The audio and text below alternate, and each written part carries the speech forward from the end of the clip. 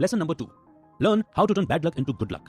ये चैप्टर अपनी गलतियों से सीखने के बारे में है। आपको फेलियर को या अपनी गलतियों को बैड लक के रूप में नहीं देखना चाहिए। आपको उन्हें अपने बिजनेस को और खुद को ज्यादा जानने के मौकों के रूप में देखना चाहिए। गलतियां स्टॉप सिग्नल्स की तरह होती हैं। ये वार्निंग साइन के जैसे हैं, जिसका मतलब है कि आपको रुक कर सोचने की जरूरत है। यानी आप कहीं ना कहीं भूल कर रहे हैं और आपको उस भूल का पता लगाने की जरूरत है।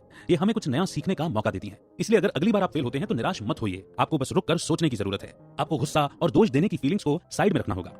अपना नजरिया बदलें और इस बात को एक्सेप्ट करें कि फेल होना बुरा नहीं है। इससे आपको हताश होकर चीजों को बीच में छोड़ना नहीं है, बल्कि ये समझना है कि आप क्या गलती कर रहे थे और उससे सीखना है। आइए रॉबर्ट के पुअर डैड की कहानी सुनते हैं। 50 की उम्र में वो गवर्नमेंट जॉब से रिटायर हुए और उन्होंने खुद का बिजनेस शुरू किया। उन्होंने एक फेमस आइसक्रीम ब्रांड की फ्रेंचाइजी ली। पुअर डैड ने सोचा कि ये बिजनेस तो फेल हो ही नहीं सकता, क्योंकि लोग उस ब्रांड के दीवाने थे। लेकिन सिर्फ 2 ही सालों में उनकी दुकान बंद हो गई और उनका सारा पैसा डूब गया। इस घटना की वजह से उन्हें बहुत गुस्सा आ रहा था और वो काफी उदास भी हो गए थे। अपने बिजनेस के फेल होने के लिए उन्होंने फ्रेंचाइजर को दोषी ठहराया। उन्होंने अपनी गलतियों से कुछ नहीं सीखा। उनके स्टोर में कुछ गिने चुने लोग ही आया करते थे, लेकिन इसके अलावा उनके लॉयल कस्टमर्स नहीं बन पाए। वो स्टोर में घंटों अकेले बैठे रहते थे। यहाँ सबक यह है कि किसी और को दोष देने की बजाय उन्हें तुरंत इस बात को एक्सेप्ट कर लेना चाहिए था कि कहीं न कहीं उनसे गलती हुई है। उन्हें अंधाधुंध आगे बढ़ने की जगह रुककर थोड़ा सोचना चाहिए था। उन्हें अपनी गलतियों का पता लगाकर उसे सुधारना चाहिए था। लेकिन उन्होंने इस पर गौर ही नहीं किया और एक के बाद एक दिन निकलते गए, जिसका अंजाम ये हुआ कि उनका दीवाला निकल गया था। पुअर डैड ने बिजनेस के दौरान अपने स्टाफ को काम से निकाल दिया था ताकि वो कॉस्ट को कम कर सकें और सारा काम खुद करने लगे।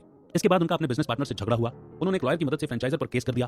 पुअर डैड ने अपना सारा पैसा अपनी गलतियों का दोष दूसरों पर लगाने में खर्च कर दिया। फेलियर एक्सेप्ट कर एक नई शुरुआत करने की बजाय वो हालात बद से बदतर करते चले गए। एक बिजनेस खड़ा करने की प्रोसेस में फेलियर वो सच है जिसे टाला नहीं जा सकता। इसलिए जितनी जल्दी आप गलतियों से सीखेंगे उतना ही आपके लिए अच्छा होगा। यहाँ एक कॉमन प्रोसेस बताया गया है जिससे हर एक बिजनेसमैन को गुजरना पड़ता है। पहला, अपने बिजनेस की शुरुआत करें। दूसरा, फेल होने पर अपनी गलतियों से सीखें। तीसरा, एक गाइड या गुरु की तलाश करें। चौथा, अगर फिर फेल हुए तो हताश होने की जगह फिर उससे सीखें। और पांचवा, अपने बिजनेस के बारे में और जानने की कोशिश करें या ट्रेनिंग लें। छठा, अगर फेल हुए तो उससे फिर सीखें। सातवां, अगर आपने सक्सेस हासिल कर ली तो आप थोड़ा रिलैक्स कर सकते हैं। आठवां, अपनी सक्सेस का जश्न मना सकते हैं। नौवां, अपने बिजनेस से होने वाली इनकम पर ध्यान दें और अपनी हार और जीत का हिसाब रखें। 10वां, फिर से शुरू कर पहले स्टेप पर जाएं। लेकिन सच्चाई तो यह है कि बिजनेसमैन बनने की इच्छा रखने वाले 90% लोग पहले स्टेप तक भी नहीं पहुंच पाते। उनके माइंड में एक परफेक्ट बिजनेस प्लान तो होता है, लेकिन उसे हकीकत में बदलने के लिए वो कोई एक्शन ही नहीं लेते।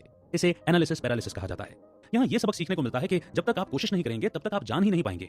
जब आप बिजनेस शुरू ही नहीं करेंगे, आपको पता कैसे चलेगा कि किस चीज की कमी है या किस चीज को बेहतर बनाने की जरूरत है।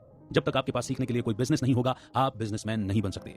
फेल होना बुरा नहीं है, लेकिन अपनी गलती न मानना या उससे कुछ न सीखना बहुत बुरा है। हम इंसान हैं और कभी कभी गड़बड़ हो जाती है। मायने ये रखता है कि आप गलती को पहचान कर उससे सीखें और दोबारा खड़े होने का जज्बा दिखाएं। अगर आप ऐसा नहीं कर सकते तो आप हमेशा के लिए एक एम्प्लॉय बनकर रह जाएंगे। फिर आप कभी नहीं जान पाएंगे कि अपना बिजनेस चलाना कैसा लगता है। Lesson number 3।